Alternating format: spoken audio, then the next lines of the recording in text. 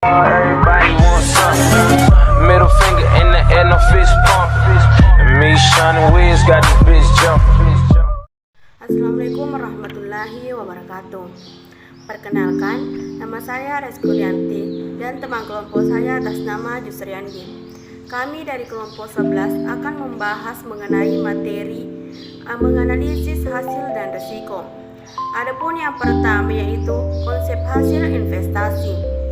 Adapun pengertian investasi adalah komitmen atas sejumlah dana atau sumber daya lainnya yang dilakukan pada saat ini dengan tujuan memperoleh sejumlah keuntungan di masa datang. Istilah investasi bisa berkaitan dengan berbagai macam aktivitas, menginvestasikan dana pada sektor real seperti tanah, emas, mesin, atau bangunan, maupun aset finansial seperti deposito, saham, atau obligasi, yang merupakan aktivitas yang umum dilakukan. Menurut Jogianto, investasi dapat digunakan dalam produksi yang efisien selama periode waktu tertentu. Sedangkan menurut Sukirno, kegiatan investasi yang dilakukan oleh masyarakat secara terus-menerus akan meningkatkan kegiatan ekonomi dan kesempatan kerja, meningkatkan pendapatan nasional, dan meningkatkan taraf kemakmuran masyarakat. Peranan ini bersumber dari 3 fungsi penting dari kegiatan investasi, yakni yang pertama, investasi merupakan salah satu komponen dari pengeluaran agregat, sehingga kenaikan investasi akan meningkatkan permintaan agregat, pendapatan nasional, serta kesempatan kerja. Yang kedua, pertambahan barang modal sebagai akibat investasi akan menambah kapasitas produksi. Yang ketiga, investasi selalu diikuti oleh perkembangan teknologi. Selanjutnya, jenis-jenis investasi. Pada dasarnya, investasi dapat dibagi menjadi 2, yaitu investasi finansial dan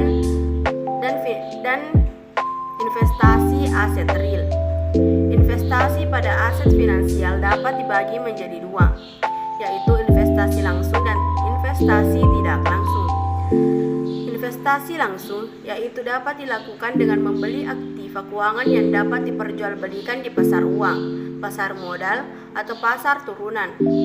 Investasi langsung juga dapat dilakukan dengan membeli aktiva yang tidak diperjualbelikan, biasanya diperoleh dari bank komersial dan sertifikat komersial. Aktiva ini dapat berupa tabungan dan sertifikat deposito. Kedua, investasi tidak langsung yaitu dapat dilakukan dengan membeli surat berharga dari perusahaan investasi seperti reksadana.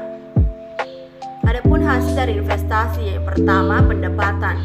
Pendapatan ini adalah hasil investasi yang diperoleh dari pembayaran rutin seperti dividen dari saham, bunga dari obligasi, atau sewa dari properti.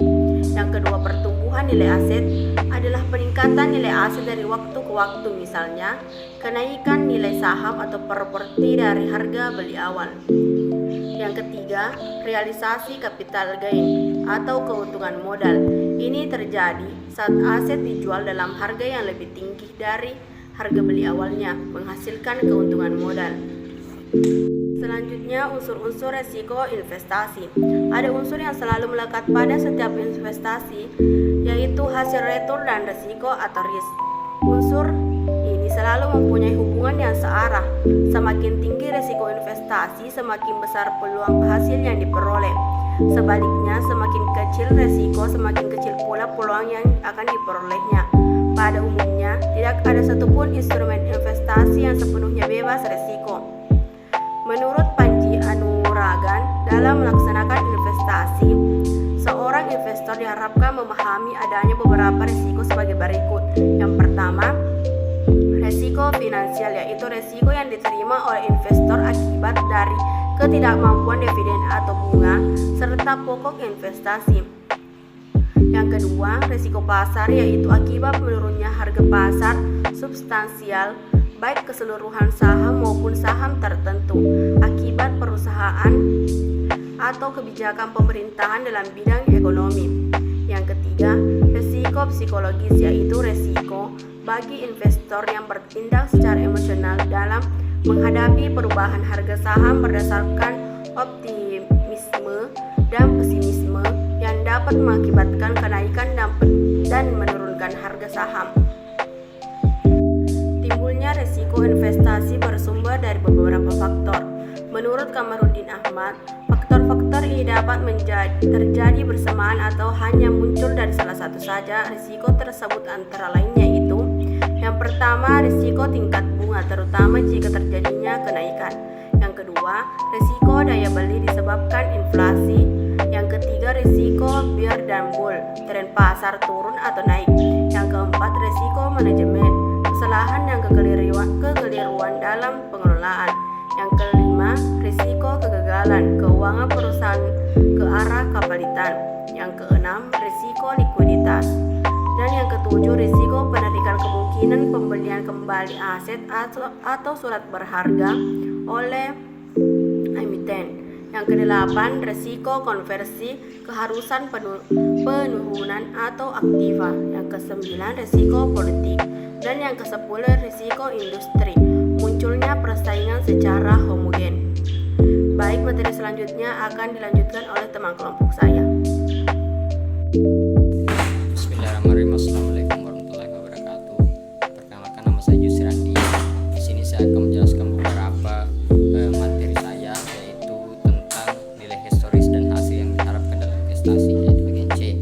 Yang pertama, sejarah performa nilai historis mencakup data dan performa masa lalu dari investasi tertentu. Ini termasuk pertumbuhan nilai aset, pengembalian investasi atau bisa disebut dengan return, volatility pasar dan kinerja perusahaan. Dan yang kedua, pandangan tentang konsistensi melihat nilai historis membantu dalam memahami beberapa konsisten tersebut dalam memberikan hasil atau bagaimana kinerja investasi tersebut dalam suatu situasi pasar yang berbeda.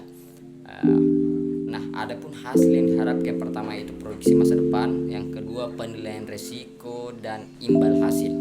Nah, namun penting untuk diingat bahwa nilai historis tidak menjamin di masa depan investasi selalu melibatkan risiko, dan pasar keuangan dapat berubah secara tiba-tiba karena berbagai faktor seperti perubahan kebijaksanaan, peristiwa politik seperti yang kita rasakan pada saat ini, atau situasi ekonomi global.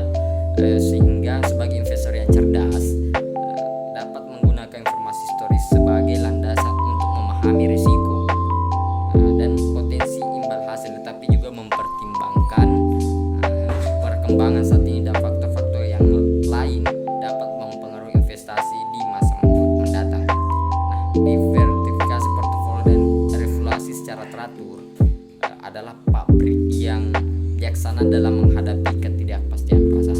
Nah, mungkin cuma itu penjelasan dari saya. Semoga bermanfaat. Wallahu a'lam.